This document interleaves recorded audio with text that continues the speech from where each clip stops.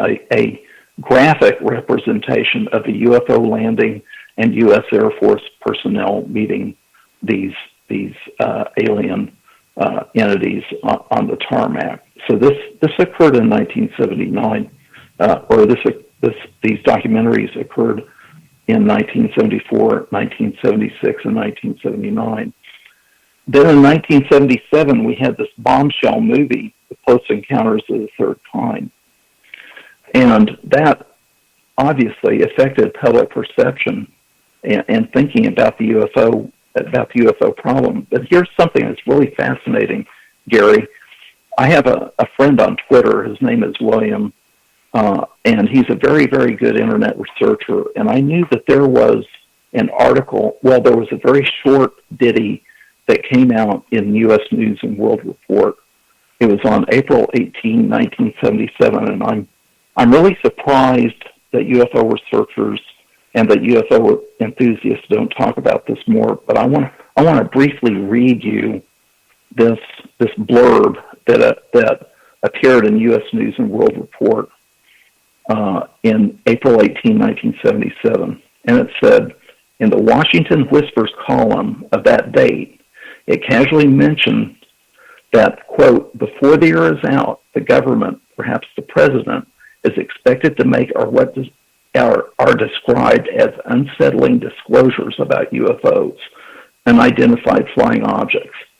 Such revelations, based on information from the CIA, would be a reversal of official policy that in the past has downgraded UFO incidents, unquote. This was published in the U.S. News and World Report. Well, obviously, these disclosures were not made, but in 1977, an old UFO proponent, Leonard Stringfield, UFO researcher, began. He had been collecting UFO crash retrieval stories, and he started receiving a lot more of these in 1977. And so in 1978, Leonard Stringfield published his first presentation on the UFO crash retrieval syndrome at the Mufon Symposium in Dayton, Ohio. This is in 1978. And it was a big brouhaha. And Leonard Stringfield apparently had his life threatened. He had to have extra security. He was moved from one location to another. And I believe, if I remember correctly, reading from Leonard Stringfield's status reports, that he was being coached. He was being coached on releasing this information, and he was being told that the release of this information was a test of public reaction. And this was 1978. And then in 1980, the MJ12 Affair began. Interesting. I don't know. Can I ask you a question, Thomas? Do you think that the population could actually handle if the government was truthful about UFOs and divulged everything they actually knew? Or not everything, but what they could be.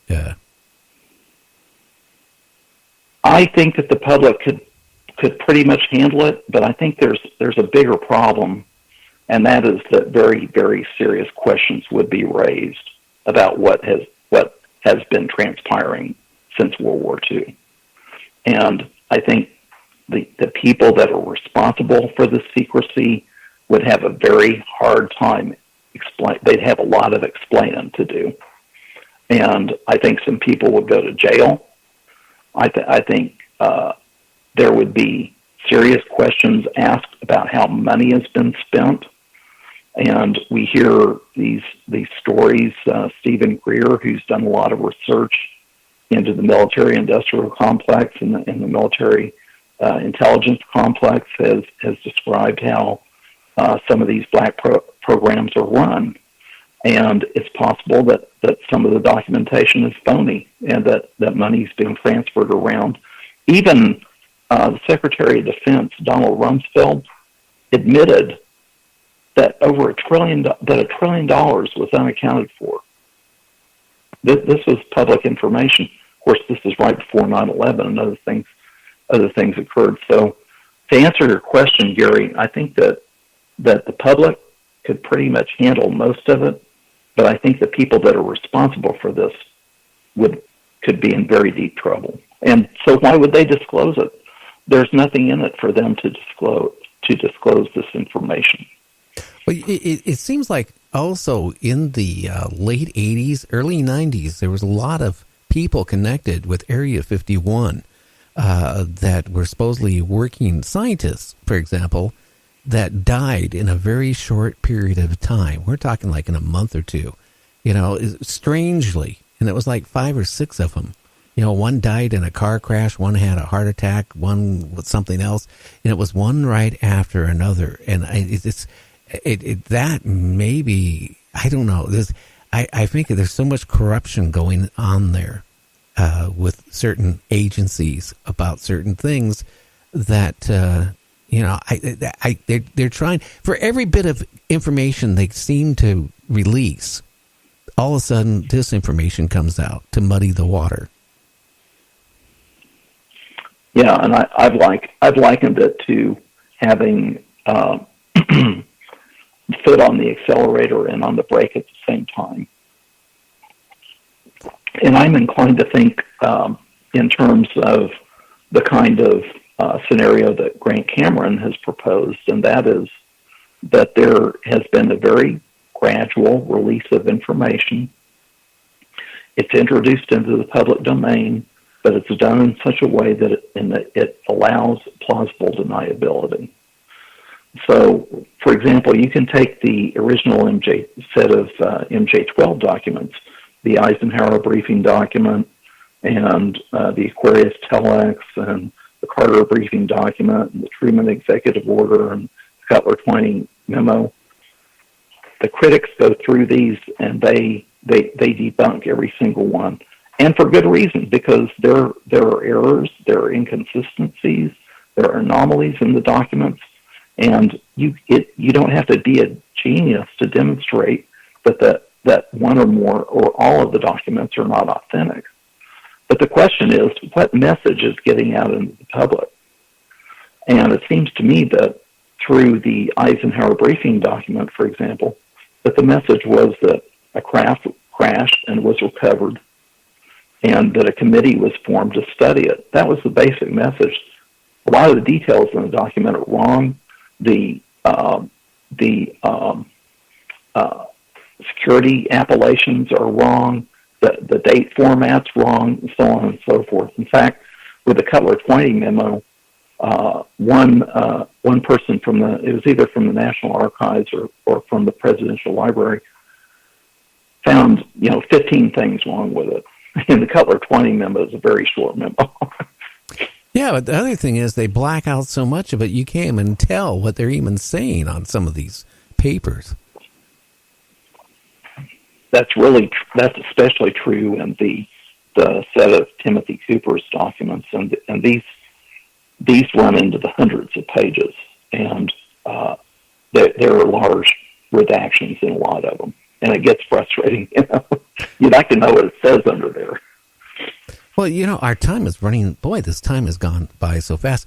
I kind of think, it's kind of strange. We had the Nimitz affair, which, happened years ago.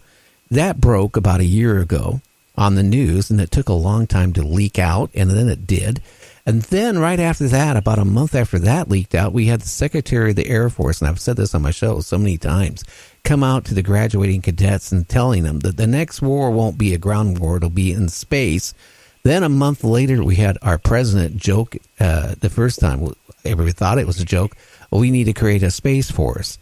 And then, then it came out, about another month and a half, 2 months later, that he was serious about trying to create a space force. Are they trying to tell us something? Because, it makes me wonder, what's going on. Now, I brought this up last night with Earl.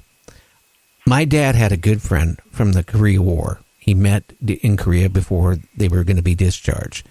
And he was a famous TV movie actor. And I didn't know it at the time. When I was a little kid, he would come and visit my dad, every summer for about a week or so.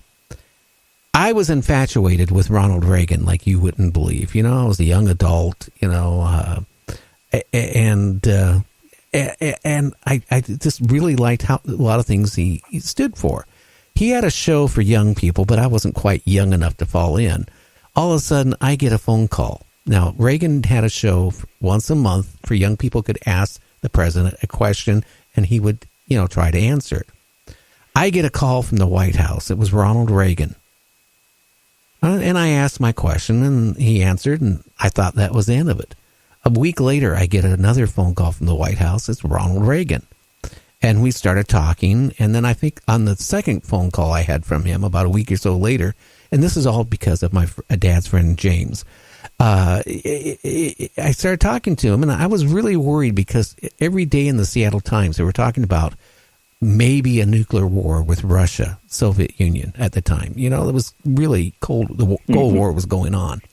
And I asked the president, I said, you know, is the Star Wars going to protect us against, you know, Russia and a nuclear war? And he kind of like quiet for a second. And he goes, no, it'll protect us from them. And I didn't really think much about them till afterwards. A few years later, it kind of sunk into my head what he said. Or maybe I'm just misinterpreting what he said, but the way he implied it, them out there, that's actually what he said, them out there. Makes me know that, you know, each president has known, you know, a certain amount of what is going on. And it scares me from the standpoint now, you know, I had Ronald Reagan tell me that many years ago. And then we have, you know, the president talking about the Space Force and creating a Space Force. That's part of my mind goes, maybe our UFO sightings, they're real, but it makes me kind of scared because maybe the government knows something that they don't want to share to us. Maybe these sightings and these abductions and whatever is going on is not friendly at all towards the human race. Well, it's a possibility. I try to remember, Gary, that I'm a UFO enthusiast, and I tend to want to read UFO explanations into things, and I think maybe in the UFO community we have a tendency to do that. We have a tendency to interpret news developments in terms of our UFO outlook. It's certainly possible. I was just reading today a transcript of a Tom DeLonge interview, and he essentially said that the certain elements of the military and the DoD have been working on high technology to protect us from what they call the others. Okay, so maybe there's something to that. On the other hand, I'm a little bit skeptical because in government they have this phenomenon that I call proliferation, and that is when they create new departments and new divisions and things, and we have still another department or still another division, and now we're going to have another branch of the military. And instead of, you know, firing half the people in one department and half the other department and combining them, they create a whole new department and spend more money. And if they do create this Space Force, I'm skeptical in terms of any kind of budget responsibility concerning that.